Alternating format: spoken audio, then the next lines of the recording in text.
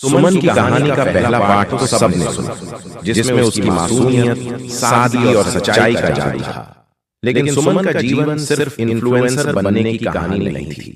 इसका दूसरा पार्ट उस गहरी समझ की है जो उसने अपने जीवन से हासिल की थी और जिसे उसने सबको सिखाया।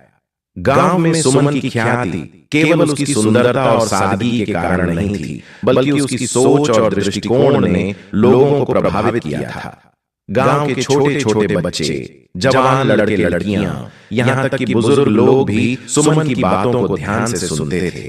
वे जानते थे कि उसकी बातों में एक गहरी सच्चाई छुपी होती थी, जो उनकी जिंदगी को एक नई दिशा दे सकती थी। एक दिन सुमन ने रामू से कहा, तुम जानते हो रामू, जीवन कभी सीधा और सरल नहीं होता।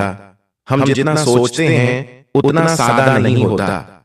हमें बहुत सी मुश्किलों से गुजरना पड़ता है, लेकिन सबसे बड़ी बात यह है कि जब हम किसी बात पर विश्वास करते हैं तो वह हमें मुश्किलों से जूझने की ताकत देता है। रामू को सुमन की ये बातें दिल से छू गईं। वह सोचने लगा कि सच में क्या उसने अपनी जिंदगी में कभी किसी चीज को अपने दिल से विश्वास करके अपनाया था?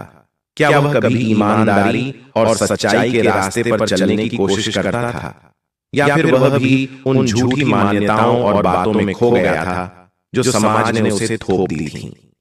सुमन ने धीरे धीरे रामू को यह सिखाया कि हमें अपने भीतर से ईमानदारी की शुरुआत करनी होती है, और यही ईमानदारी दूसरों के साथ हमारे रिश्तों में भी दिखनी चाहिए। उसने यह भी बताया कि प्यार एक खजाना नहीं, बल्कि एक यात्रा है जो समझ और विश्वास से शुरू होती है। गांव में एक बार सुमन और रामू की मुलाकात पर एक बड़ा विवाद हो गया था। एक अन्य लड़के ने यह अफवाह फैलाई थी कि सुमन और रामू के बीच कुछ खास रिश्ता है। यह बात पूरे गांव में फैल गई और लोगों ने सुमन को लेकर बहुत सारी बातें बनानी शुरू कर दी। सुमन ने यह सब सुना, लेकिन उसने किसी से जवाब नहीं दिया। वह चुपचाप अपने रास्ते पर चलती रही।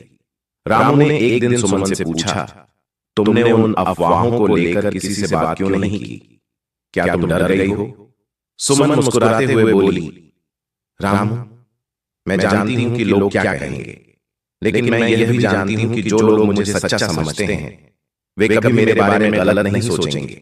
हमें जो होना है वही बनना चाहिए, और जो दूसरों की राय है उसे हमें अपनी राह पर आने नहीं देना चाहिए। यहाँ सुमन ने रामू को यह सिखाया कि जब लोग तुम्हारे बारे में अफवाहें फैलाते हैं तो उनका उत्तर देने से ज्यादा महत्वपूर्ण है कि तुम खुद पर विश्वास करो और किसी को यह दिखाओ कि तुम वही हो जैसा तुम होना चाहते हो।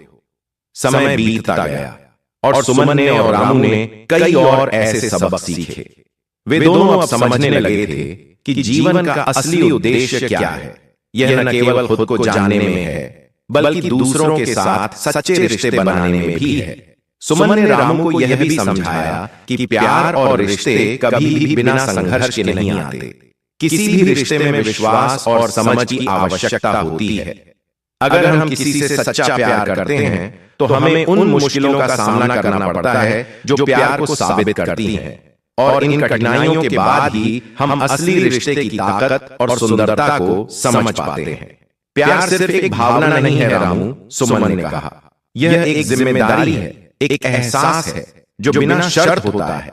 यह वही है जो हम किसी को बिना किसी उम्मीद के देते हैं, और वही सच्चा प्यार होता है। रामू ने अब यह समझा कि असली प्यार वह नहीं होता जो सिर्फ सुंदर शब्दों से व्यक्त किया जाए, बल्कि वह होता है जो दिल से किया जाए। यह वही प्यार होता है जो हमें बिना किसी डर के, बिना किसी अपेक्षाओं के दिया जाता है। गांव के लोग अब सुमन की बातों को और भी गहराई से समझने लगे थे। उसकी सादगी, उसकी सोच और उसकी जिंदगी की दिशा ने सबको यह सिखाया कि सच्चाई से जीना ही असली खुशी है। सुमन ने अपनी छोटी सी दुनिया में एक बड़ी सीख दी थी कि प्यार, ईमानदारी और सच्चाई की ताकत से हम किसी भी मुश्किल को पार कर सकते हैं। जहां सच्चाई और प्यार होते हैं वहां कोई भी मुश्किल बड़ी नहीं होती। इस तरह सुमन की कहानी ने एक नए आयाम को छुआ। यह सिर्फ एक लड़की की कहानी नहीं थी, बल्कि यह उस जीवन के सफर की कहानी थी जिसमें हमें अपनी सच्चाई से, अपने प्यार से और अपने रिश्तों से हर दिन सीखने का अवसर मिलता है।